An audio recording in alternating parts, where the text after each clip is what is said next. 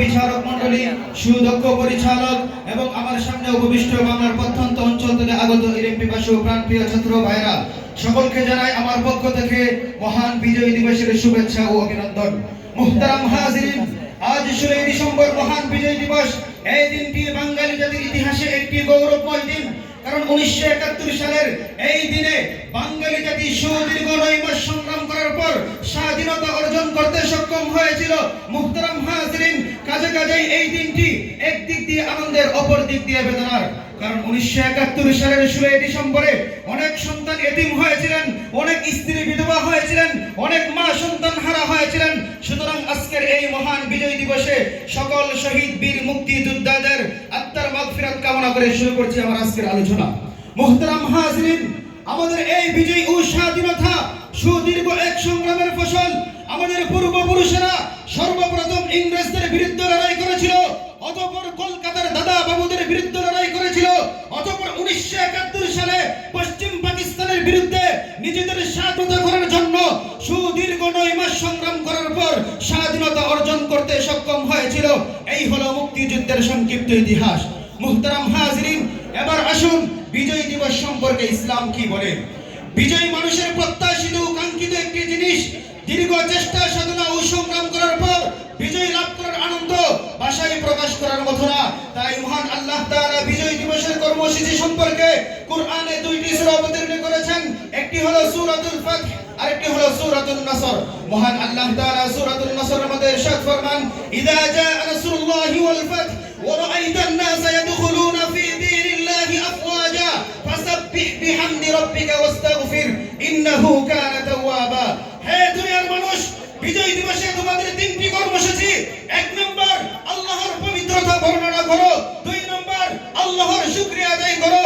3 নম্বর, যুদ্ধ চলাকালীন অবস্থায় স্বাধীনতা যুদ্ধের সময় যদি কোনো ভুল ত্রুটি হয়ে থাকে সেজন্য আল্লাহর দরবারে ক্ষমা প্রার্থনা করো। মুহতারাম হাজিরিন, ঐতিহাসিক মক্কা বিজয়ের ঘটনা ইতিহাসের পাতায় স্বর্ণাক্ষরে লেখা রয়েছে। রাসূল নবী সাল্লাল্লাহু আলাইহি ওয়াসাল্লাম যখন মক্কা বিজয়ের দিন সাহাবায়ে কেরামকে নিয়ে বিজয় বেশে মক্কায় প্রবেশ করেছিলেন, তখন আমার রাসূল হিন্দি গানের আয়োজন করেননি, আমার রাসূল কোনো নাচ গানের ব্যবস্থা করেননি, আমার রাসূল কোনো শোভাযাত্রা করেননি। আমার রাসূল মক্কা বিজয়ের দিন কি করেছিলেন এই সম্পর্কে আল্লামা ইবনুল কাইয়িম জাওযী রাহিমাহুল্লাহু তাআলা যাদুল মাআদ গ্রন্থে লেখেন, রাসূল নবী সাল্লাল্লাহু আলাইহি ওয়াসাল্লাম মক্কা বিজয়ের দিন একটি উষ্ট্রির উপর আরোহণ করে সরাসরি উম্মে হানির ঘরে প্রবেশ করেন এবং সেখানে তিনি 8 রাকাত নামাজ আদায় করেন, যাকে সালাতুল ফাতহি তথা বিজয়ের নামাজ বলা হয়। নামাজ শেষ করে রাসূল নবী সাল্লাল্লাহু আলাইহি ওয়াসাল্লাম হেরাম শরীফে এসে সমবেত লোকদেরকে উদ্দেশ্য করে বলেন, ইয়া মা'শারা কুরাইশ, হে মক্কার কাফের কুরাইশ সম্প্রদায়, তোমরা আমার কাছে আজকের এই দিনে কি প্রত্যাশা করো? তখন মক্কার সকল কাফেররা বলে উঠল, ইয়া মুহাম্মদ, আমরা তোমাকে নির্যাতন করেছি, তোমার সাহাবায়ে কেরামকে কষ্ট দিয়েছি, আমরা ভীষণ অপরাধী, তবে আমরা এটাও জানি তুমি রাহমাতুল লিল আলামিন, তুমি সাইয়্যিদুল মুরসালিন, সুতরাং আমরা তোমার কাছে ক্ষমা প্রত্যাশা করি। তখন রাসূল আরবি সাল্লাল্লাহু আলাইহি ওয়াসাল্লাম জুলুমের প্রতিশোধ নেওয়া তো দূর কি বাত, বরং ঐশীবাণী ঘোষণা করে জানিয়ে দিলেন, লা তাসরিবা আলাইকুমুল ইয়াউম। আরে এটাই তো ইসলাম।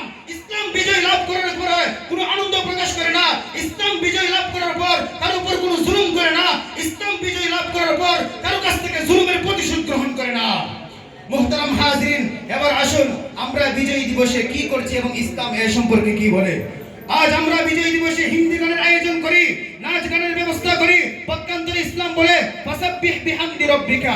শুধু তাই নয়, আজ আমরা বিজয় দিবসে মৃত মানুষের কবরে পুষ্পস্তবক অর্পণ করি, 1 মিনিটের নীরবতা পালন করি, পক্ষান্তরে ইসলাম বলে উশকুর লিরাব্বিকা ওয়াস্তাগফির ইনদাহু। শুধু তাই নয়, আজ আমরা বিজয় দিবসে বিজয় লাভ করার পর বিরোধী দলের উপর হামলা মামলা করি, জুলুম অত্যাচার করি, পক্ষান্তরে ইসলাম বলে লা তাসরিবা আলাইকুমুল ইয়াউম। সংগ্রামী সাথী ও বন্ধুগণ, কাজেই একতা পরিষ্কার হয়ে গেল। আমাদের বিজয় ও স্বাধীনতা আমাদেরকে স্পষ্ট পয়গাম শিক্ষা দেয়, যদি আল্লাহর নবীর ইজ্জত রক্ষা করার জন্য, যদি মুসলমানদের ঈমান আমল হেফাজত করার জন্য, যদি মুসলমানদের প্রথম কিবলা আল আকসাকে মুক্ত করার জন্য, যদি বাংলাদেশের মানচিত্রকে রক্ষা করার জন্য, যদি খোদার জমিনে খোদার আইন প্রতিষ্ঠিত করার জন্য রক্ত দেওয়ার প্রয়োজন হয়, রক্ত দিতে হবে, জান দেওয়ার প্রয়োজন হয়, জান দিতে হবে, মাল দেওয়ার প্রয়োজন হয়, মাল দিতে হবে, যদি জীবন দেওয়ার প্রয়োজন হয়, জীবন হবে। পরিশেষে দীপ্ত কণ্ঠে বলে যাই, এবারের সংগ্রাম ইআলায়ে কালিমাতুল্লাহর সংগ্রাম, এবারের সংগ্রাম ইকামাতুল খিলাফা আলা মিনহাজিন নবুওয়ার সংগ্রাম।